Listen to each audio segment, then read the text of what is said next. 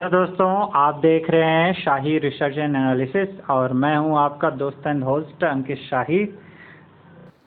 तो दोस्तों, क्या आप जानते हैं कि भारत का एक बहुत बड़ा धरोहर था, जिसको मैं धरोहर ही बोलूँगा, क्योंकि विद्यालय, किसी भी देश का विद्यालय शिक्षा पद्धति जो होता है वो उस देश की धरोहर ही होती है। तो हमारे देश का जो सबसे बड़ा धरोहर था, उसके नष्ट होने का, उसके ख़त्म होने का कहानी आपको क्या पता है?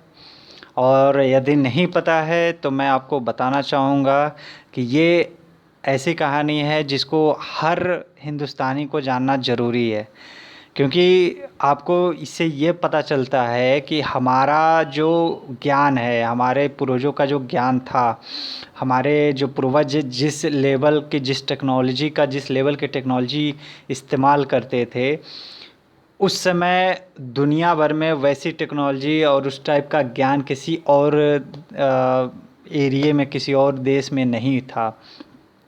और हमारे जो एंसेस्टर थे, हमारे जो पूर्वज थे, वो बहुत ही ज्ञानी थे। तो उसी से संबंधित ये एक कहानी है जो आपको ज़रूर जाननी चाहिए। और मैं ये ज्ञान के साथ साथ ये अपने प्राउड की भी बात है, और इसके बारे में जानना चाहिए कि इससे ईर्ष्या कितना करते थे लोग भारतीय ज्ञान से। बाहरी जितने आक्रमणकारी आते थे, जितने अटैकर्स आते थे, वो सारे जलन रखते थे। क्यों रखते थे? उसके कई कारण थे। उसमें एक कारण यहाँ का ज्ञान भी था, यहाँ की जो शिक्षा पद्धति थी वो भी थी। तो आज हम उसी से संबंधित एक जो है एक हमारे बहुत बड़े धरोहर की बात करेंगे, और उस धरोहर का नाम है नालंदा यूनिवर्सिटी, नालंदा विश्वविद्यालय। विश्व का दूसरे नंबर का सबसे पुराना विश्वविद्यालय। पहले पे हमारा ही विश्वविद्यालय था तक्षशिला, जो कि अब पाकिस्तान में वो एरिया आ जाता है, लेकिन तब वो भारत में हुआ करता था और मगध का ही एक पार्ट था तक्षशिला भी। नालंदा, तक्षशिला के बाद नालंदा की नींव रखी गई थी भारत में ही, और नालंदा आज के समय में बिहार में है। वो एक अलग यूनिवर्सिटी है आज के समय में, वो पुरानी यूनिवर्सिटी से उसका कोई लेना देना नहीं है। बस ये है कि उसी पुरानी यूनिवर्सिटी के नाम पे इस नए यूनिवर्सिटी का नाम रखा गया है।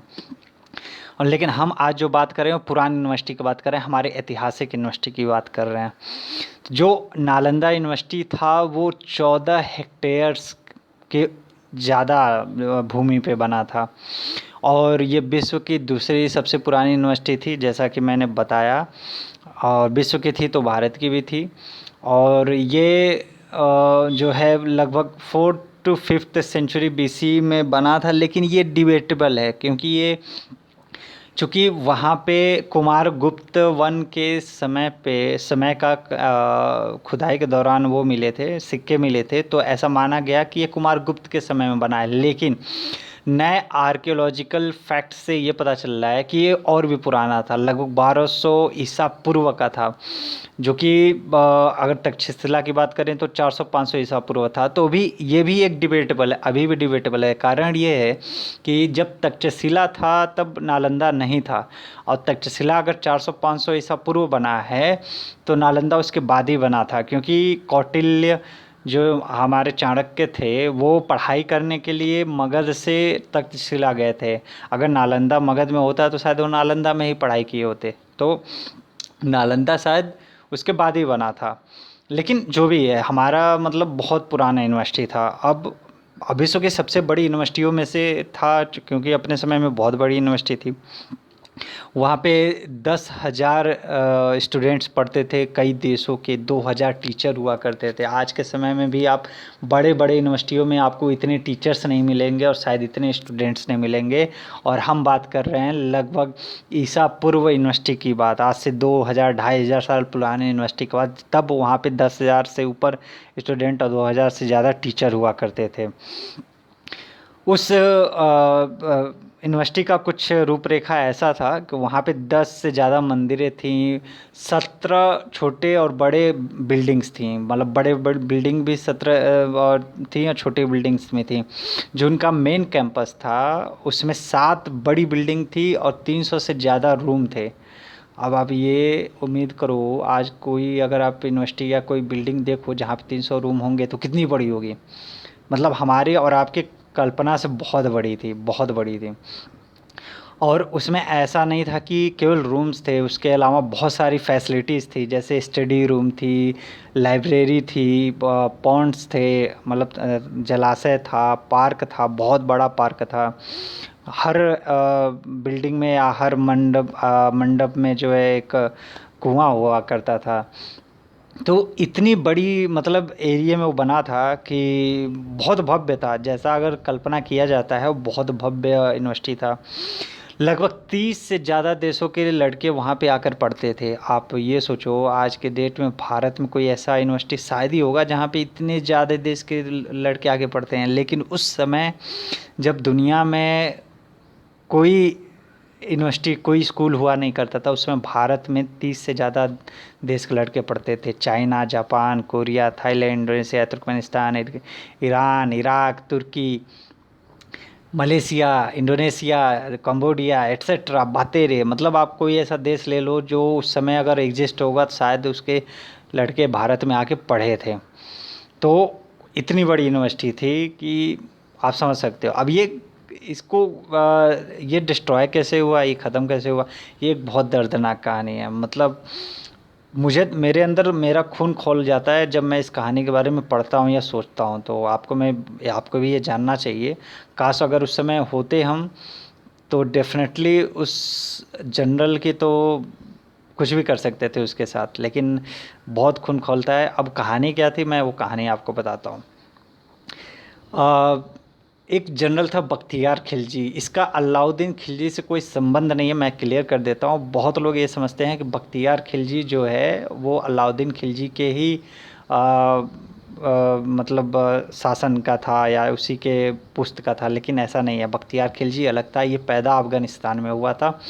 इसने कोशिश किया अलाउद्दीन खिलजी की सेना में शामिल होने के लिए, गौरी के सेना में शामिल होने के लिए, लेकिन इसको रिजेक्शन ही मिला, ये नहीं हो पाया। फिर इसने भटकते भटकते ये अवध पहुंचा। अवध में उसने मलिक मसमुद्दीन, एक जो है एडमिनिस्ट्रेटर था, एक जमींदार था, उसके यहाँ इसने नौकरी की और इसको मिर्ज़ापुर एरिया मिल गया।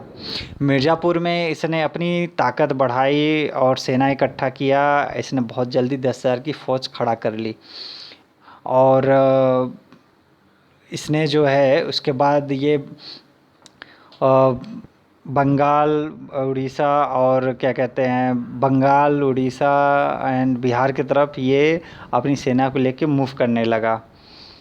ठीक है। और मूव करते करते लड़ाई करता हुआ, जीतता हुआ, हारता हुआ ये आगे बढ़ता गया। तो एक समय ये बीमार पड़ा और बहुत बुरी तरीके से बीमार पड़ा। मतलब आप ये समझ सकते हो कि उस समय इसके जितने हकीम थे वो उसकी इलाज करते करते थक गए, लेकिन हकीमों ने जवाब दे दिया। और जवाब दे दिया तो बख्तियार के पास कई उसके जो रहनुमा थे, कई उसके मंत्री थे, उन्होंने सलाह दिया कि नालंदा यूनिवर्सिटी एक ऐसा यूनिवर्सिटी है जहाँ से आपको ठीक किया जा सकता है। लेकिन वो दूसरे धर्म का था, तो इसलिए वो जलन रखता था। वो नहीं चाहता था कि दूसरे धर्म के जो चिकित्सक हैं वो आके उसको ठीक करें, और कहीं गलती से वो ठीक हो गया तो उसका जो मुस्लिम ज्ञान है, हकीमों का ज्ञान है, वो दब जाएगा। इसलिए वो दूसरे धर्म के चिकित्सकों से अपना इलाज नहीं कराना चाहता था। लेकिन जब देखा कि उसकी स्वास्थ्य नहीं ठीक हो रही है तो वो आखिर लास्ट में मान गया। और नालंदा यूनिवर्सिटी से राहुल भद्र जी, वहाँ के टीचर्स थे चिकित्सा विज्ञान के, उनको बुलाया गया और वो आए। तो बख्तियार खिलजी ने उनके सामने शर्त रखी। शर्त ये रखी कि आप कोई भी हिंदुस्तानी दवा यूज नहीं करोगे, और अगर मैं सही नहीं हुआ तो आपको मौत के घाट उतार दिया जाएगा। राहुल भद्र जी सोच में पड़ गए। उन्होंने 24 घंटे का समय लिया। फिर वो कहे कि ठीक है, मैं आपका इलाज करूँगा। उन्होंने इलाज किया और उन्होंने सबसे पहले बख्तियार खिलजी से पूछा कि आप कुरान पढ़ते हैं? उसने बोला हाँ। तो आप जो कुरान पढ़ते हैं वो कुरान मुझे चाहिए। तो बख्तियार खिलजी बहुत सोच में पड़ गया, लेकिन उसने जैसा कहा उसने दिया, कुरान इनको दे दिया। ये ले गए कुरान, 3-4 दिन बाद कुरान लेकर आए और बोले कि आप रोज़ जो है इसको 2-2 पेज आपको पढ़ना है, और आप बस कुरान पढ़ के ही ठीक हो जाएंगे। बख्तियार खिलजी बहुत पहले तो हंसा, फिर जो है सोच में पड़ गया कि ऐसे कैसे हो सकता है, लेकिन फिर भी जैसा राहुल भद्र जी ने कहा था वैसा उसने किया और 1 महीने में वो ठीक हो गया। उसके जब वो ठीक हो गया तो उसका गुस्सा 7वें आसमान पे था, क्योंकि हकीम वगैरह उसके जो राज के हकीम वगैरह थे वो इलाज करते करते थक गए, इलाज नहीं कर पाए, और वो ये सोच में पड़ गया कि जो है कुरान से कुरान पढ़ के मैं कैसे सही हो गया, जबकि उससे पहले भी कुरान पढ़ रहा था लेकिन नहीं ठीक हो रहा था। लेकिन जब राहुल भद्र जी ने दिया तो कुरान पढ़ के ठीक हो गया। तो उसने फिर राहुल भद्र जी को बुलाया और पूछा कि ऐसा कैसे हुआ। तो राहुल भद्र जी ने पहले मना किया, लेकिन उसने बहुत ज़ोर किया तो राहुल भद्र जी ने बताया कि मेरे पास कोई अदर ऑप्शन नहीं था, और मैं देख रहा था कि आप जो है कुरान जो है अपने जीभ से थूक लगा के पढ़ते हैं, तो उन्होंने सारे पेजों पे दवाई का लेप लगा दिया था, और उसको जब आप थूक लगा रहे थे और जब आप पेज पलट रहे थे तो आप जो है आपके अंदर दवा जा रही थी, और इस तरह आप ठीक हो गए। इसके बाद बख्तियार खिलजी पागल हो गया, क्योंकि उसको एक बहाना भी मिल गया। वो भूल गया कि मैं ठीक हो गया हूँ, मरने से बचा हूँ, लेकिन वो ये भूल गया कि जो है मैं इसी की वजह से ठीक हुआ हूँ, और वो राहुल भद्र जी को तुरंत सजाए मौत दिया, और उसने नालंदा यूनिवर्सिटी पे आक्रमण कर दिया। नालंदा यूनिवर्सिटी में उसने बहुत रक्तपात किया, लगभग सारे स्टूडेंट्स को मार दिया उसने, 2000 टीचर्स को मार दिया, वहाँ की यूनिवर्सिटी को आग लगा दिया। ये सब 1193 ईस्वी की कहानी है। या और ये जितना भी एक्सप्लेनेशन है वो उस समय की एक पुस्तक थी बख्तियार खिलजी के सिराज मिनाज, उसमें ये सारी चीज़ें लिखी हुई हैं। और लगभग 90 लाख बुक्स थी नालंदा यूनिवर्सिटी के पुस्तकालय में, लाइब्रेरी में, और वो लगभग 3 महीने से ज़्यादा दिनों तक चलती रहीं।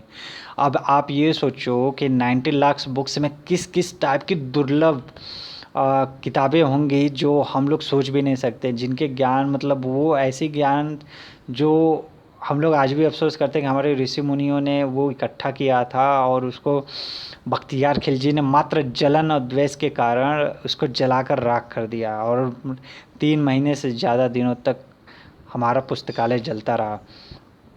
और हमारा पुस्तकालय ऐसा भी मिलता है कि 3 मल्टी स्टोरी बिल्डिंग में था, 3 लेयर बिल्डिंग्स में केवल पुस्तकालय ही था। आप सोच सकते हो कितना बड़ा पुस्तकालय था। मैं तो ये सोच के परेशान होता हूँ कि कितने ज़्यादा तरीके के वहाँ पे किताबें थीं जो मतलब आज अगर होती तो हमारा ज्ञान, हमारी टेक्नोलॉजी कितनी आगे होती, और शायद हम लोग कभी गुलाम नहीं होते, हमारे राजा महाराजा कभी गुलाम नहीं होते। ज्ञान के अभाव के कारण ही गुलामी होती है, और ज्ञान जब हमारा ख़त्म हो गया, वहाँ पे बहुत सारी चीज़ें जल गई जिनको शायद अगर आज होते तो हम हर चीज़ में नंबर 1 होते। लेकिन जितने मुग़ल आए इन्होंने हमारे इतिहास को ख़त्म ही किया है, कभी इसको बढ़ाया नहीं है।